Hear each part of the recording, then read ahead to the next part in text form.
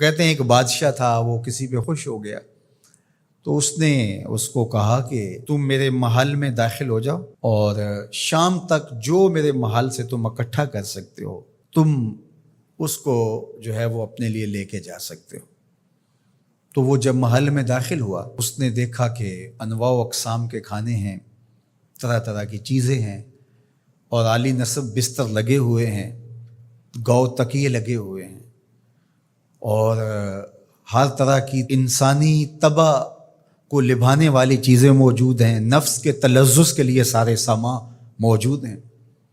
تو وہ گیا اور اس نے انواع و اقسام کے کھانے کھائے اور کھانے کھا کے اور مختلف وہاں انواع و اقسام کے مشروبات پیے اور ایک گاؤ تکیے سے ٹیک لگا کے ان نظاروں کو دیکھنے لگا۔ ایسی مستی چڑھی کہ آنکھ لگ گئی۔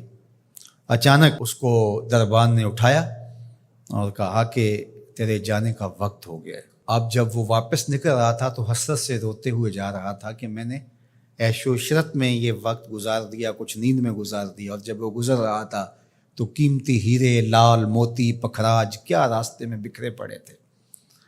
اور ایک دوسرے شخص کو داخل کیا تو اس نے ان لذت انگیز چیزوں کی طرف توجہ نہیں کیا، سب سے قیمتی چیزیں وہاں سے اٹھائیں اور جھولی بھری اور اپنے وقت مقررہ پر وہ واپس ہوا۔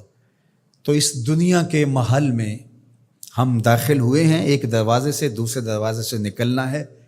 یہاں تلذذ کے سامان بھی ہے اور یہاں قیمتی چیزیں بھی ہے جو یہاں سے لے جا کے ہمارے لیے قیمتی ہوں گی، اور اس نے سمجھا کہ بس ایک دن میں یہاں جو کھانا ہے کھا لو، زہرۃ الحیات دنیا سے کہتے ہیں۔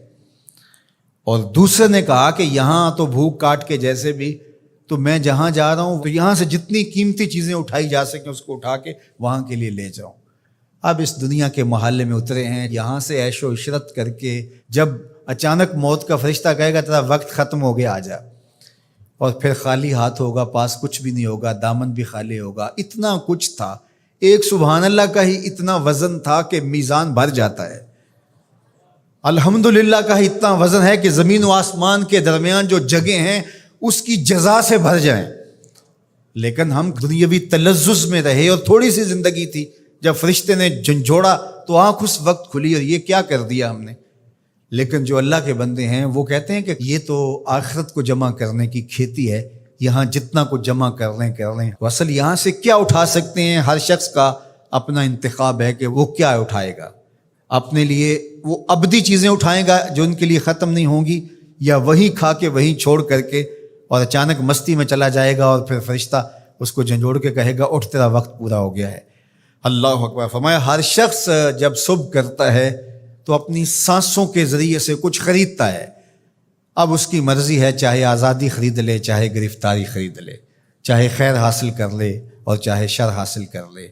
وہ آخرت کا کیا سودا خریدتا ہے یا دنیا کا سودا خریدتا ہے، اس کے بعد جب آنکھ کھلتی ہے تو پھر سمجھ آتی ہے کہ میں کیا خرید سکا۔